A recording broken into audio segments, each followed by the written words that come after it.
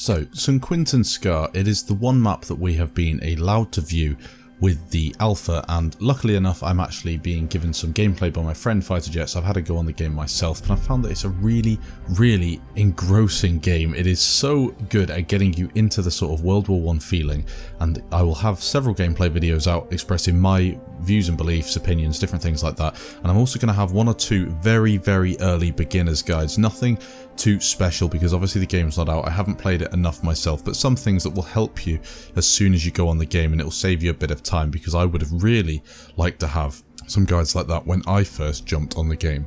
So let's just take a quick look around the map. This is kind of a cinematic approach. I'm going to go around flag to flag and show you exactly what to expect when playing on the game. So let's start off on this side. Now we've got a couple of vehicles. I actually spawned in over here.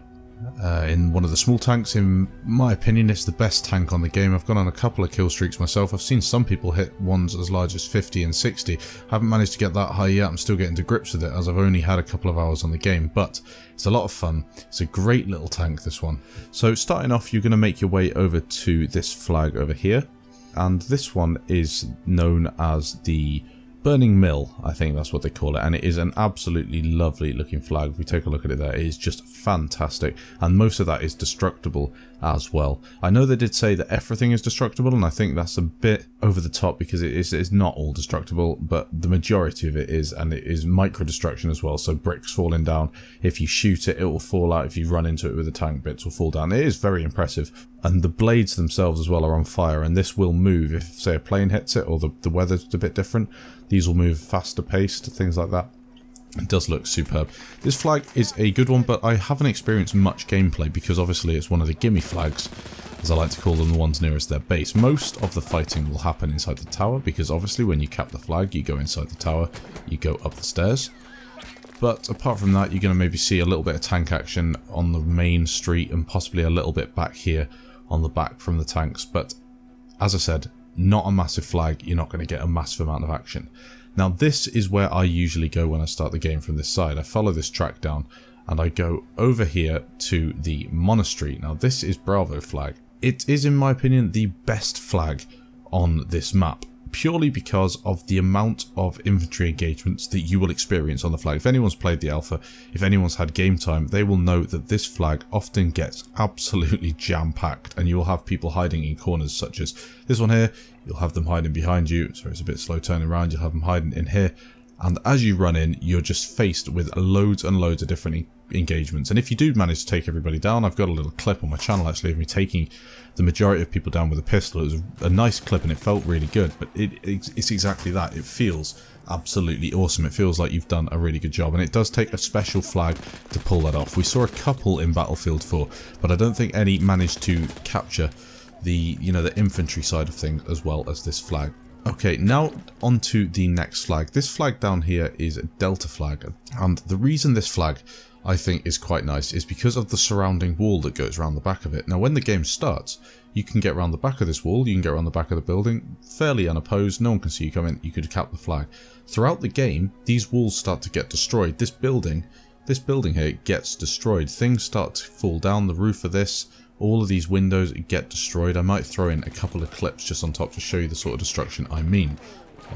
Again, I really like the way that they've put the building here with the 2 or 3 stories in fact, and it just offers that differing gameplay throughout the whole match.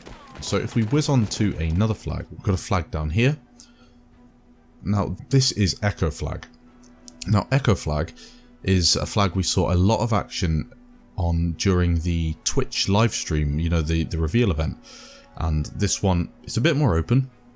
And the biggest problem for me with this flag, and the reason I don't like capping it in a vehicle or even capping it as infantry, is because of this massive hill. And if the enemy team have this flag up here capped, which we'll get to in a minute, if they have it capped, they have this whole expanse of hill up here, and it is just covered in snipers. And look at that view you have down there. You can virtually pick off anybody in the cap radius. Admittedly, there's a bit around the back of this building and around on the main road, but the rest of it, you're just going to get taken out. So It's a difficult one to cap. It's a really nice looking flag. This building here tends to find a lot of campers, you know, hiding inside there. Again, these buildings, it's just your usual building gameplay, you know, close quarters combat, stuff like that. But if a tank gets on here, they tend to get destroyed. So the smart tankers sit back maybe on this road, push up and down this road here. I've got a bit of gameplay actually that I might put on screen of me around this part. And I took out quite a few people. It was a nice little tank play. So yeah, again, it's a nice flag echo, but it's a difficult one to cap. It's one of those flags that's going to probably be, you know, infantry thrown at it through the middle of the game. Let's just nip up the hill here. This part of the map has been exposed a little bit more to the elements of war. Look at the state of it. It's been bombarded by artillery, by mortars, by grenades, by tanks, by planes, whatever the hell has gone on here. It has absolutely destroyed the place. But that makes for some lovely combat areas for this flag. Now, the actual capping point is here. And this is quite clever what they've done with this capping point, because they've put it inside an abandoned building.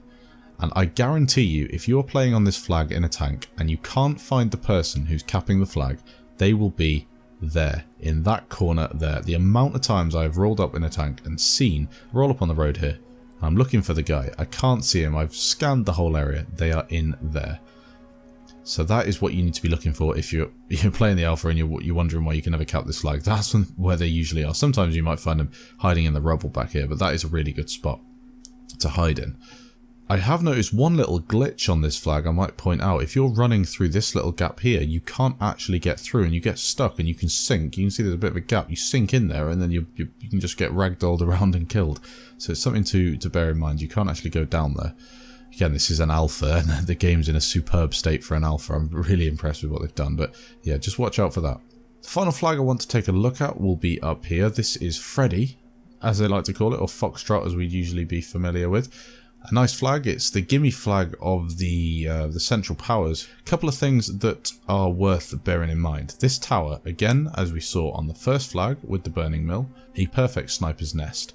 You've got so many different windows, so many different angles, and as I said when I was talking about Echo, it provides a perfect perch for preying down on some hard-working enemies trying to cap a flag. The actual flag itself, I haven't had too much gameplay on it at all. I did notice there is often, I don't actually know where it is at the minute, but there is a gun here, the equivalent of the tow missile on Battlefield 4, that does a lot of damage to tanks. So if you're ever pushing this in a tank, just be wary of this. As I said, it's not here, it's usually right there. There is a standalone kind of artillery gun thing that will destroy tanks, so be careful with that one. Maybe move your way around the back of buildings, just do it with an angle so it can't actually get through to you. But again, a nice flag. Main part of it is going to be definitely the windmill up here. An absolutely lovely looking flag. So hopefully you did find this little video useful. Admittedly, it's not a tactical video. It's not going to be going through any specific spots for you to hide in because I'm not that familiar with the game yet. I haven't had as much hours, and I could go making a video, as many other YouTubers have, explaining to you how to play different flags, how to play different vehicles, weapons, blah blah blah, but I haven't put enough time in, so I'll do as much as I can, but I'm not just going to make stuff up to lie to you. I want to actually produce some really good content for you to have a look at. This is kind of a cinematic look at the whole map with a bit of information in there from someone who's played the game. For those who haven't possibly played it and wish they could, this might just open it up to you just a little bit. Again, thanks to my friend Fighter Jets for allowing me to do this. It's very kind of him. If you did enjoy the video, please slap a like on it and let me know down in the comments what you want to know. Thanks again for watching, and I'll catch you in the next video.